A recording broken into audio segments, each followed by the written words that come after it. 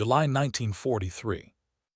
The heat clings to the dawn like a heavy blanket, yet the men stepping off the canvas-topped army trucks feel a different kind of chill, an inner tightness, a quiet dread.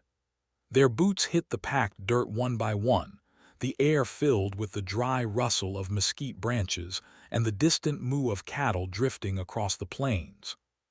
For weeks, they had been told what awaited them in America. Brutality, hunger, humiliation. Some whispered darker things.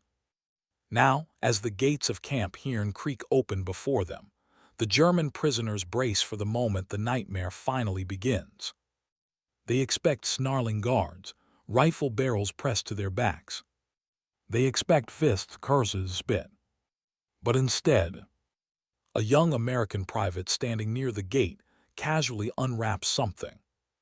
A small, pale cone topped with a soft white swirl, already melting under the Texas sun. He takes a bite, sighs, and laughs with another guard. The sweet smell, cold, creamy, impossibly delicate, drifts toward the prisoners. Cold food in this heat, what kind of place is this? One POW mutters, "Das kann nicht echt sein, this cannot be real." Little do they know, the most disarming moment of their captivity is still ahead, and it tastes like winter. This is the unexpected true story of German POWs who tasted American ice cream and had their world transformed. They had crossed an ocean to reach this strange, sun-beaten place, an ocean filled not with storms but with stories. Stories planted by Nazi officers, whispered by veterans of the Eastern Front, repeated like prayer in the barracks of the Afrika Korps. Amerika ist roh, America is savage. Sie schlagen Gefangene, they beat prisoners. I hear wordet verhungern, you will starve. Joseph Goebbels' propaganda ministry worked tirelessly to craft a terrifying image of the United States. Pamphlets circulated among German units warned that American soldiers were racial mongrels, brutal and undisciplined. Radio broadcasts claimed that captured Germans were routinely executed, left to rot under the desert sun, forgotten by their own Reich. For many of these young men, Klaus Miller, Otto Wehrer, Friedrich Hahn, this was the world they believed they were sailing toward. And then came the defeat in Tunisia. Disarmed, exhausted, swarmed by Allied MPs, they were herded into makeshift holding camps in North Africa. Most thought this would be the end. As one POW later recalled, "Wir dachten, man woed uns erskissen, we thought they would shoot us." Instead, they were marched to a waiting Liberty ship. The journey across the Atlantic was a contradiction in every direction. The ship stank of salt, sweat, and diesel. Hammocks swayed in tight rows. Nights were loud with coughing, whispered prayers, and the groan of steel pushing through open sea. Yet the guards, young Americans barely older than their prisoners, spoke calmly, handed out cigarettes, even joked about baseball and home. Klaus remembered the first time an American passed him a tin cup of coffee. "Ich dacht, es sei ein Trick. I thought it was a trick," he said years later, but it was just coffee. Still, dread clung to them. Each passing day brought new questions. What waited on the other side? Would the rumors prove true? Would their families ever know what became of them? The ship neared the Gulf Coast under a red sun, cutting through humid fog. When the faint outline of land finally appeared, low, flat, shimmering like a mirage, Otto whispered, "America," with a mixture of fear and awe. Little did they know that the journey ahead would shatter nearly every belief they carried across the sea. And the smallest, strangest moment of wonder was still to come. Frozen, sweet, and colder than anything they thought possible in wartime. The train rattles into Hearne, Texas, long after the sun has climbed high enough to bleach the sky white. Heat presses against the wooden boxcars like a living thing. Yet when the doors slide open, the first sensation the German prisoners feel is space. Open sky, miles of it. Rolling fields dotted with cattle. A breeze that smells of dust, grass, and something sweet, pecan trees perhaps. For a moment, there is only silence. Then the Americans call out, "All right, fellas, off the train, one at a time." Not barked, not snarled, just spoken calmly. Klaus Miller blinks in confusion. He had expected to step out into chaos, dogs, shouting, swinging clubs. Instead, he sees a row of MPs leaning casually against jeeps, sleeves rolled up, sweating, relaxed. One even gives a short nod as he passes. A guard with a Texas drawl mutters to another, "Hot'ern the hinges of hell today." The other laughs, sure is. Laughter at a prisoner arrival. Friedrich Hahn feels a knot loosen inside him. "Sie behandeln uns wie Menschen. They treat us like people," he whispers. As they march toward the camp gates, the smells grow stronger.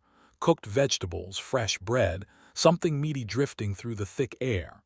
Many of the men haven't eaten a full meal in days. Hunger tightens their steps. Then it happens. A sound none of them expect. A bell, a hand-cranked jingle. And around the corner of a service road rolls a small white truck with painted stripes and a little chrome bell swinging from a handle. The Americans wave it through. An ice cream vendor. The POWs stop in their tracks. A group of soldiers gather around the truck, coins clinking, voices rising cheerfully. "2 cones. Make mine vanilla. Hey Charlie, don't eat it too fast this time." The vendor hands out crisp, pale, perfectly shaped cones. Cold mist curls from the metal tub as he lifts soft scoops into the blistering air. The German prisoners stare. Otto Vera breathes, eyes higher, "Ice cream here." Klaus can only shake his head. "Das passt nicht zum Krieg. This does not fit with war." One American notices their astonishment and grins. He raises his dripping cone in a small salute before taking a huge bite. The POWs feel their worldview bending, cracking, something fragile shifting inside. If this is their first hour in America, what could the days ahead possibly hold? The gates of Camp Hearne close behind them with a metallic thud, but it is not the sound of imprisonment they expected. No barking dogs, no screams, no chaos, just the steady rhythm of routine, boots on gravel, distant voices, the creak of wooden barracks settling under the Texas sun. Inside the intake building, a ceiling fan turns lazily, pushing warm air in slow circles. The POWs line up at a long wooden table where an American sergeant sits with a clipboard, glasses sliding down his nose. Name: Klaus Miller. Age: 23.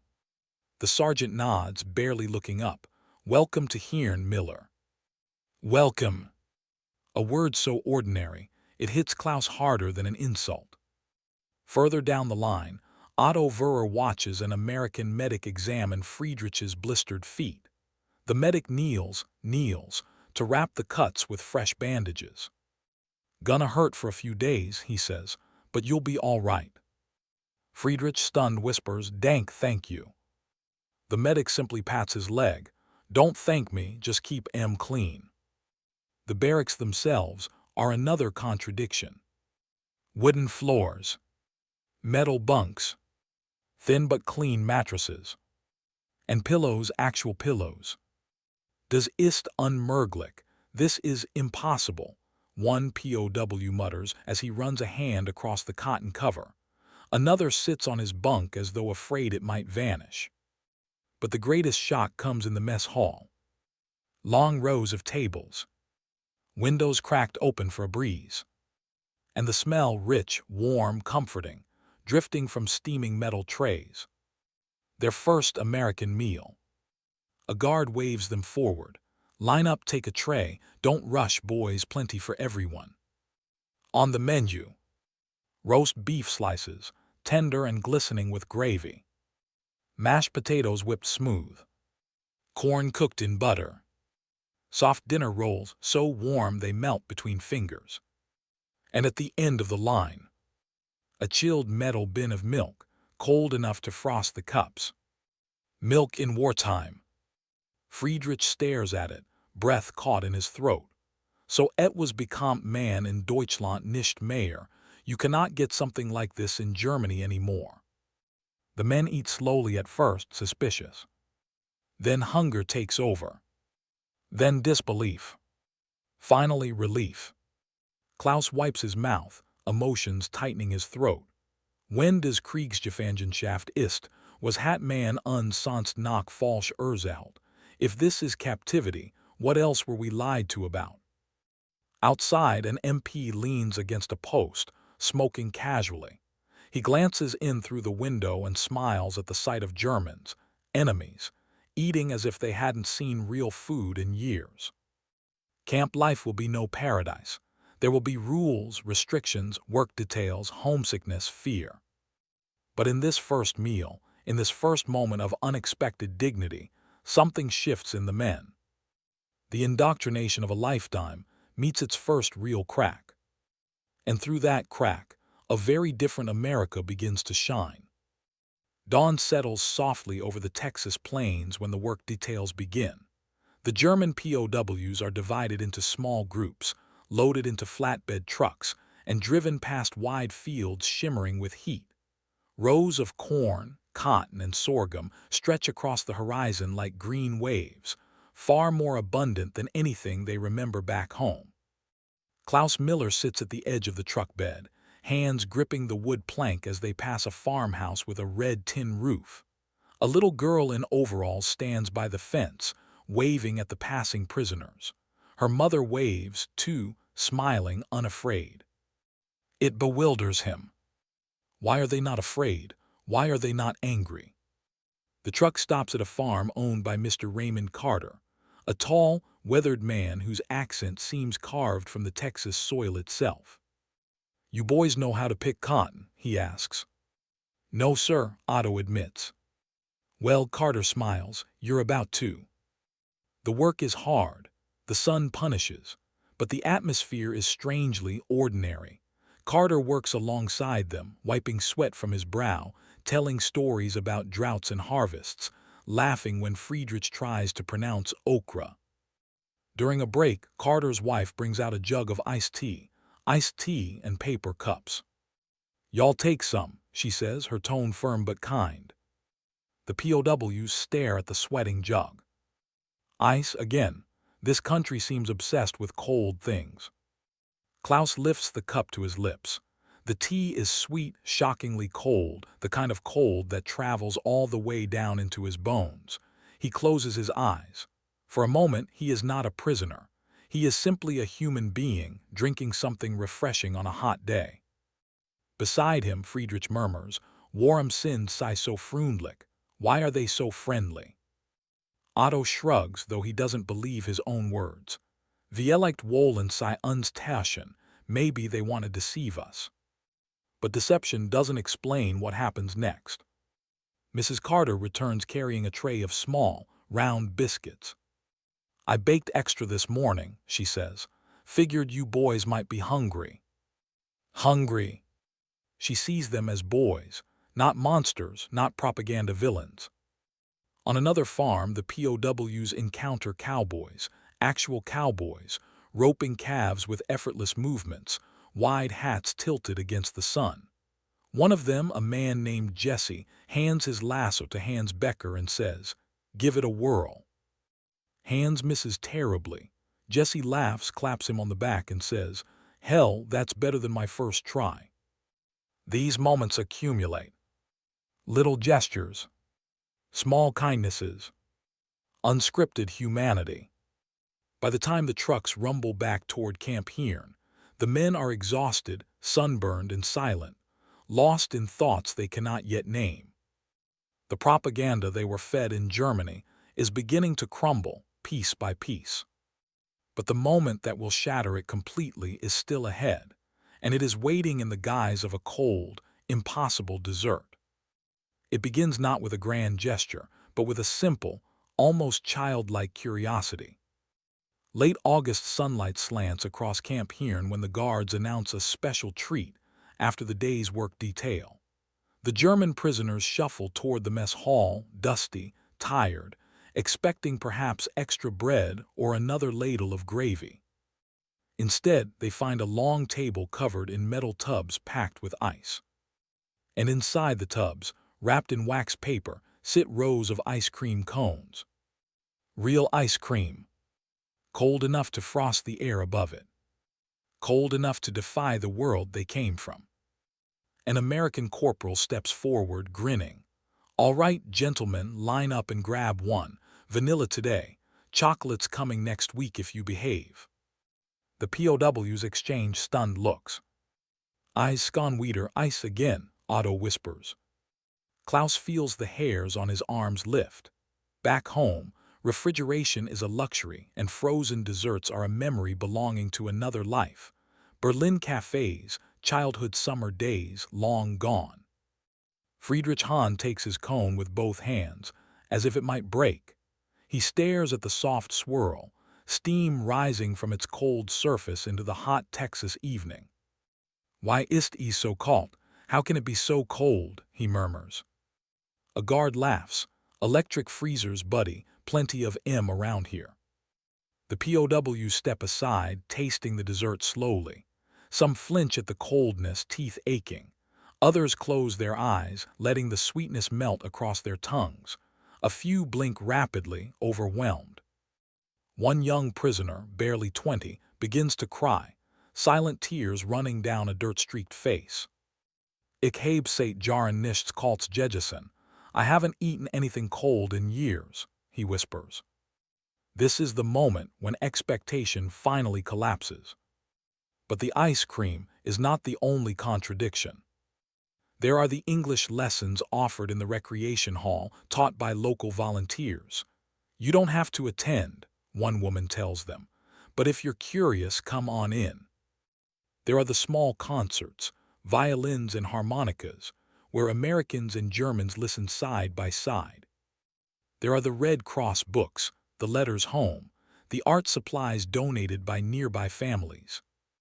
Klaus finds himself sketching landscapes, green fields, wide Texas skies, as an elderly American guard, Sergeant Ellis, watches over his shoulder. "You draw real good, son," Ellis says softly. Klaus lowers his pencil. "Warum sind Sie so freundlich? Why are you so kind?" Ellis shrugs. "War's cruel enough, no sense adding to it." And then there are the contradictions the Germans do not understand. Segregated water fountains. Black soldiers relegated to labor roles. Mexican farmhands paid less for the same work. Otto notices these things and whispers, "Dieses Land ist komplexer als wir dachten. This country is more complicated than we thought." America is not the monstrous place Nazi propaganda painted. But neither is it perfect. It is something deeper, messy, human, contradictory. And in that complexity, many POWs see the first glimmer of truth. The world is larger than the Reich allowed them to imagine. The ice cream melts slowly in their hands, but the transformation taking place inside them will endure far longer. By the spring of 1945, the war is collapsing in on itself. Rumors drift into Camp Hearne like dust carried on the Texas wind. Hitler's bunker, bombed cities, starving families, the Eastern Front consumed in fire. The German prisoners gather around radios during permitted broadcasts, straining to understand fragmentary news through the static. When Germany finally surrenders, the camp falls into a hush. Not celebration, not despair. Something quieter, like the moment after a long storm finally breaks. Klaus Miller sits on the steps of the barracks, staring at the orange sky. "Was jetzt, what now?" he asks aloud. No one answers. In the weeks that follow, the atmosphere shifts. Guards become more relaxed, work details lighten. Civilians stop by with newspapers, some offering condolences, others simple conversations. One afternoon, Mrs. Carter from the farm arrives at the gate with a basket. Inside are small paper-wrapped parcels, biscuits, homemade jam, a few pieces of hard candy. "Thought your boys might want something sweet," she tells the MP on duty. Swede. The word lands heavily. Days later, a Red Cross truck delivers photographs of Germany's destruction, cities flattened, families displaced. Many POWs weep openly. Friedrich Hahn holds a photo of Berlin and murmurs, "Das ist nicht mehr meine Stadt, that is no longer my city." And here lies the deepest contrast. Back home, their families starve. Here in captivity, they have ice cream, education, music, and safety. The cognitive dissonance becomes overwhelming. In interviews conducted years later, former POWs describe this period as a turning point in their understanding of the world. "Ik kam als feind, aber ik ging als Mensch." I arrived as an enemy, but I left as a human being, one recalled. For some, the kindness they received transformed them permanently. Otto Wöhrer would later say, "Amerika zerstört nicht meinen Körper, sondern mein Überzeugungen." America did not destroy my body, it destroyed my convictions. Yet not all was simple. They also saw contradictions: poverty in certain towns, racial injustice, segregation. These complexities lingered in their minds long after repatriation. America was not perfect, but it was human, vibrant, alive in ways that surprised them. When orders finally arrive for their return, the reaction is bittersweet. Some cheer, others remain silent. On the final morning, Sergeant Ellis shakes Klaus's hand. "Take care of yourself, son." Klaus hesitates, then replies, "Ich werde Amerika nie vergessen." I will never forget America. As the trucks roll out, the men glance back at the camp, the barracks, the parade ground, the towering water tank glinting in the sun. A strange nostalgia rises in their chests. They had come here afraid of brutality. Instead, they found dignity. They found moments of sweetness, cold, shocking, utterly unforgettable. Some would carry those memories for the rest of their lives. For a few, that first taste of American ice cream would mark the moment their worldview cracked open, letting in a light they never expected to see. In the end, what lingers is not the heat of Texas, nor the long days in the fields, nor even the sound of the camp gates clanging shut each night. What lingers is the cold. The shocking cold of that first American ice cream cone, so impossibly smooth, so startlingly sweet, so far removed from the ruined world they had left behind. A coldness that melted something warmer inside them. For the German POWs who passed through Camp Hearne, captivity was not a place of humiliation, but a crossroads. A point where propaganda met reality, where fear met kindness, where enemy met human. They expected brutality. They found dignity. They expected starvation. They found abundance. They expected hatred. They found, again and again, the small, stubborn gestures of a people who believed mercy was not weakness. And years later, when these men spoke of their time in America, it was rarely the guards or the fences they remembered most. It was the taste of ice cream, cold, sweet, absurdly hopeful in a time of global despair. As viewers, we might ask, what does it mean when mercy reshapes a man more deeply than war ever could? What does it say about human nature? If this story has made you see war, even one small part of it, in a different light, support us by subscribing.